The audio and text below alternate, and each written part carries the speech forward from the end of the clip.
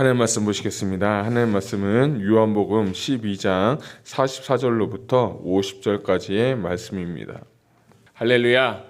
오늘도 정말 고난주간 기도에 오신 여러분들 감사합니다. 오늘 정말 주님의 고난을 다시 한번 깊이 묵상하고 내 마음에 새기면서 정말 주님과 함께 동행할 수 있는 귀하고 복된 하루 되시기를 축복합니다. 자, 오늘은 고난주간 종료주일부터 하면 네 번째 날인데, 오늘은 특별히 보니까 유월절을 준비하시고 성전에도 가르치시고 믿지 못하고 무리들이, 그리고 마지막 대중설교 한 후에 오후에는 마가의 다락방에서 제자들과 함께 이제 유월절을 준비하면서 이제 점점 십자가를 지시기 위해서 가시는 예수님의 모습입니다. 오늘 우리가 읽은 본문 말씀 요한복음 12장 44절부터 50절까지는 이렇게 어떤 분은 이야기를 하시더라고요. 예수님의 공생의 사역을 마무리하는 요약이자 최종적인 자기 선언이다 라고 표현을 합니다. 그래서 이 말씀이 굉장히 비슷한 구절이 있어요. 우리가 잘 아는 요한복음 3장 16절, 3장 17절 잘 아시죠? 3장 17절만 읽어드리면, 하나님이 그 아들을 세상에 보내신 것을 세상을 심판하려 하심이 아니요 그런 말미암아 세상이 구원을 받게 하려 하심이라 라고 하면서 3장 16절 17절과 오늘 읽은 12장 44절 50절에 보면 굉장히 비슷한 단어들이, 키워드들이 굉장히 많아요. 44절에 보면 믿음이 있고, 46절은 빛과 세상, 47절은 심판과 구원, 48절은 말, 로고스죠. 그리고 50절 같은 경우는 영세, 이렇게 하면서 16장 17절의 말씀과 44절부터 50절의 말씀의 그 키워드 단어들이 굉장히 많이 비슷하게 동일하게 나오면서 이 마지막에 예수님께서 공생의 사역을 마무리하시면서 최종적인 자기 선언과 함께 주님께서 이곳에 왜 왔고 왜 이 사역을 하셨는지에 대해서 다시 한번 이 마지막 공생의 때 선언하신 것이 바로 12장 44절부터 50절이에요. 그래서 성경을 연구해 좀 보니까 어떤 학자는 이렇게도 얘기하더라고요. 예수님의 이력이다. 예수님의 이력서와 같다. 이렇게도 표현하시더라고요. 44절부터 50절까지. 자, 그런데 저는 이 구절을 읽으면서 눈에 띄는 단어가 하나가 있어요. 그게 뭐냐면 44절, 45절, 49절에 보면 보내신 이 또는 아버지께서 나를 보내셨다라고 하면서 이 보내시다라는 단어가 굉장히 제 마음 가운데 들어오게 됐어요. 성경에 이제 신약 성경을 보면 보내다라는 단어가 두 가지의 단어가 있어요. 첫 번째는 아포스텔로스라고 해서 주로 공적인 임무를 맡기거나 권위를 부여하여 대리자로 파송할 때 쓰는 단어가 뭐냐면 아포스텔로스라고 하는데, 여러분 사도라는 단어 들어보셨죠? 사도가 뭐냐면 아포스텔로스라고 해서 이 보내심을 받은 자가 바로 사도라는 거예요. 그런데 오늘 44절, 45절, 49절에는 헬라어로 펜포라는 단어가 있어요. 두 글자인데 펜포라는 단어인데, 이 펜포라는 단어는 처음에 말씀드렸던 아포스텔로보다는 뭐 공적인 의미라든지 그런 어떤 권위를 갖고 보내는 게 아니라 그냥 단순하게 보내다라는 뜻을 갖고 있는 게 펜포예요. 그런데 이 단어가 요한복음에서 쓰여질 때는 굉장히 중요한 건데, 이 요한복음 기자는 더 높은 존재에 의해서 특별한 사명을 가지고 보낼 때 쓰는 단어가 바로 펜포라고 하는 거예요. 근데 이 펜포가 신약 성경에서는 무려 79회가 쓰여졌는데, 이 요한복음 보내다라는 이 펜포라는 단어는 무려 요한복음에서만 32번이 쓰여지고 있는 거예요. 신약 성경 전체 79번인데 이 요한복음에서만 32번이 쓰여지면서 여러분이 나중에 요한복음을 보실 때 이 보내다라는 단어에 한번 집중해서 보시길 바랍니다. 그래서 이 보내다는 의미는 세 가지의 의미가 있어요. 첫 번째는 존재론적 의미로서 보내심을 받았다라는 거예요. 이 말 뜻은 뭐냐면, 예수님께서 하나님 아들로부터 보내심을 받아서 사역을 할 때 그가 무엇을 갖고 오셨냐? 신적인 능력, 인성을 가졌지만 신성을 가지시고 사역을 하셨다 할 때가 바로 펜포라는 거예요. 그러니까 예수님은 삼위일체분의 한 분이시고 하나님과 동등됨을 취하신 분이시고 하나님의 아들이면고 인간이면서도 신이라고 할 때 그것을 더 잘 부여해서 설명하기 위해서 이 요한은 펜포라는 단어를 썼다는 거예요. 신적인 능력인 거예요.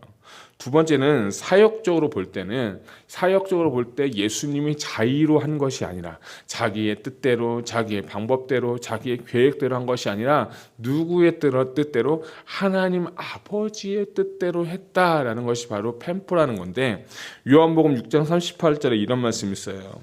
내가 하늘에서 내려온 것은 내 뜻을 행하려 함이 아니라 나를 보내신 이의 뜻을 행하려 함이니라 라고 하는 거예요. 그러니까 사역적으로 볼 때 내 뜻으로 관철시키고 내가 이를 구원하는 것이 아니라 누구의 뜻으로 왔다? 하나님 아버지의 뜻으로 왔다라는 거예요. 존재론적으로서 사역적으로부터, 그리고 또한 마지막으로 특별한 사명을 갖고 오셨는데, 그건 뭐냐면 이 특별한, 아까 말씀드린 것처럼 펜포는 특별한 사명을 가진 자들에게 이 사도 요한이 썼다고 한 것처럼 오직 예수 그리스도만이 하실 수 있는 사역, 바로 십자가의 사역을 하기 위해서 보내심을 받았다라고 할 때 쓰는 단어가 뭐냐면 펜포라는 단어, 보내셨다라는 단어예요. 개인적으로 저는 이 세 가지 의미 중에서 두 번째를 정말 중요하게 생각하는데, 내가 사역을 할 때, 내가 무슨 일을 할 때 이것이 내 뜻을 관철시키고 내 생각대로 내 방법대로 하는 게 아니라 누구의 뜻대로? 아버지의 뜻대로 그를 행했다라는 거예요. 지난 시간에 월요일날 그 기도의 십자가에 대해 말씀드리면서도 그 예수님께서 겟세마네 동산에서 정말 십자가를 앞두고 간절하게 기도할 때 주님 뭐라 말씀하시냐? 아버지요, 내 뜻대로 하지 마시고 아버지의 원대로 하기를 원하나이다 라고 하는 거예요. 그러니까 어떻게 보면 십자가를 통과한 사람은 내 뜻은 죽고 내 계획은 죽고 내 뜻이 아니라 이제 나의 뜻은 이제 버리고 내 뜻은 정말 없어지고 나는 하나의 통로가 되어서, 하나님께서 역사하시는 통로가 되어서 하나님의 뜻에 의해서 하나님의 뜻을 위하여 하나님의 뜻을 전하는 사람이 누구냐면 십자가를 통과한 사람, 고난을 통과한 사람이에요. 그 모범이 누구냐? 예수 그리스도신 거예요. 그래서 저는 이 말씀 준비하면서 그렇구나. 어떻게 보면 우리의 모든 일은 다 하나님께서 나를 보내셨고 내 뜻, 내 계획, 내 방법 다 내려놓고 주님의 뜻에 순종하는 거, 내 뜻이 아니라 아버지의 뜻을 관철시키기 위해서 하나님이 나를 이 땅에 보내셨구나. 예수 그리스도 이 땅에 보내신 것은 그를 보고 본받아 믿게 함으로써 나를 보내신 이의 뜻을 행하기 위해서 오셨다는 그 예수님의 고백이 오늘 이 하루에 우리의 고백이 되기를 주님의 이름으로 축복합니다. 44절부터 50절까지는 저는 크게 두 개 한번 단락으로 나눠봤어요. 44절부터 47절은 예수님께서 보내심을 받은 목적에 대해서 나오고, 48절부터 50절까지는 심판의 근거에 대해서 좀 이렇게 나눠봤어요. 저는 그렇게 생각을 해봤어요. 제가 이제 말씀 준비하면서 종료주일, 월요일, 화요일, 또 오늘 수요일까지 보면서 이 제가 발견한 메시지 뭐냐면 한 가지 중요한 메시지가 있다는 걸 발견했어요. 종료주일 때는 나귀를 끌고 오라고 할 때 누가 쓰시겠다 하라? 주가 쓰시겠다 하라 라고 해서 이 세상의 만물의 주인이심을 자신이 선포했어요. 지금까지는 그렇게 선포하지 않았지만 당신이 주인임을 선포했어요. 또 월요일 날은 성전을 정화시키시고 기도하지 않는 교회를 향한 경고하시면서 내 집은 만민이 기도하는 집이다 라고 했어요. 마태복음은 한 번만 기록되어 있지만 마가복음은 그 선언의 이전과 이후에 무화과 나무 사건의 비유, 무화과 나무가 열매 맺지 못하는 것을 보고 저주하면서 무화과 나무가 비틀어 말라진 것을 보면서 한 가지 그 메시지는 뭐냐면 하나님께서 기도하지 않는 교회, 말씀대로 서 있지 않는 교회는 무너지게 될 거라는 것을 정확하게 말씀하시면서 성전 기능 폐지, 제사 기능 폐지하면서 새로운 하나의 뉴 교회와 새로운 예배 생활, 말씀 생활을 일으켰어요. 그래서 저는 그걸 보면서 주로 오셨고 월요일 날은 심판하셨다는 거예요. 또 화요일 날, 어제 같은 경우는 뭐를 말씀드렸냐면 준비되지 않는 자, 깨어있지 않는 자는 어떻게 됩니까? 슬피 이를 가며 운다라고 하면서 제가 주일 월 화 이 세 가지의 메시지를 이렇게 곰곰이 생각하고 저에게 주시는 감동은 뭐냐면 주님께서 고난 주간에 말씀하시는 건 뭐냐면 어쩌면 심판에 관한 것이구나. 마지막 때에 가는 것이면서도 심판에 가는 것이고, 이것이 2000년 전에 주님께서 주신 메시지라고 하면 오늘 동일하게도 오늘 우리에게 주시는 메시지는 뭐냐면 하나님께서 우리를 진짜 오실 때 심판하러 오시겠구나 하는 것을 깨달았어요. 어떻게 보면 이 초림의 사건에서도 주님은 심판을 선언했고 심판을 이미 하셨고, 십자가 달려 죽으시면서까지 이제 우리를 구원하시면서 너희가 그 심판의 때에 어떻게 준비하고 심판의 때를 어떻게 면할 수 있는지에 대해서 어쩌면 이 고난주간의 메시지를 통해서 그것을 주님께서 말씀하고 계시지 않았나, 저는 그렇게 좀 감동을 받았어요. 그래서 저는 오늘 말씀 제목을 심판의 십자가라고 생각했습니다. 그래서 44절, 45절, 46절을 보게 되면 44절을 보면 나를 믿는 자는 아버지를 믿는다. 나를 보내신 자를 믿는다. 그리고 45절은 보면 보는 자라고 했어요. 나를 보면 아버지를 볼 수 있다. 나는 또 빛으로 세상에 왔다. 나를 믿는 자로 어둠에 거하지 않게 하겠다라고 하면서 예수님의 사역에 대해서 계속해서 말씀하세요. 믿음, 보는 거, 빛으로 오게 하는 거, 나로 말미암지 않고는 아버지께로 갈 수 없다. 나는 길이요 진리요 생명이니 나로 말미암지 않고는 아버지께로 갈 수 없다는 예수님의 말씀처럼, 예수님이 이 땅에 오셔서 하시는 일은 뭐냐면 나를 통해서 나를 믿는 자마다, 나를 영접하는 자마다 아버지께로 갈 수 있는 길을 열어주셨다는 거예요. 하나님께로 갈 수 있는 길, 하나님께로 이르는 길을 누가 열어주셨냐? 예수 그리스도께서 이끌어 주셨다는 거예요. 근데 저는 이 말씀은 44장 45절 46절 딱 읽은 다음에 그렇구나 했는데 47절 상반부에 보면 사람이 내 말을 듣고 지키지 아니할지라도 내가 그를 심판하지 아니하겠다. 이 상반부만 보게 되면 저는 솔직히 이게 솔직히 이해가 안 갔어요. 왜 주님이 이런 말씀을 하셨을까? 예수님 믿으면 구원받고 천국 가는데 말씀 안 들으면 당연히 심판인데 왜 이 말씀을 하셨냐라고 해서 제가 이 말씀이 좀 클릭이 됐어요. 그래가지고 이 말씀을 좀 연구해 보니까 이 말씀의 뜻은 뭐냐면 예수님께서 이 땅에 오신 모든 목적은, 초림의 예수님은 구원의 근거를 만들기 위해서 오셨다는 거예요. 그러니까 예수님이 십자가에 달려 죽기 전까지 내 말을 듣고 지키지 아니하는 자는 심판을 받지 않는다는 것은, 예수님의 초림 이전에 믿지 않는 사람들에게 대해서는 나를 믿지 않는 사람들은 심판을 면하겠다. 또는 심판을 면한 게 아니라 적어도 심판을 유예하겠다라는 뜻이에요. 그런데 내 말을 듣고도, 십자가 이후에 내 말을 듣고도 믿지 아니하는 자는 반드시 심판이 있겠다라는 것은 어떠한 강력한 메시지가 되는 거예요. 그래서 48절에 보게 되면 나를 저버리고 내 말을 받지 아니하는 자를 심판할 이가 있다라고 하면서 곧 내가 한 말이 마지막 날에 그를 심판하리라 라고 하면서, 어떻게 보면 47절과 48절은 상충적이고 좀 대조적인 거 보게 되지만 시점으로 보게 되면 예수님의 십자가 사역을 통해서 누구든지 그를 믿는 자마다, 누구든지 그를 영접하는 자마다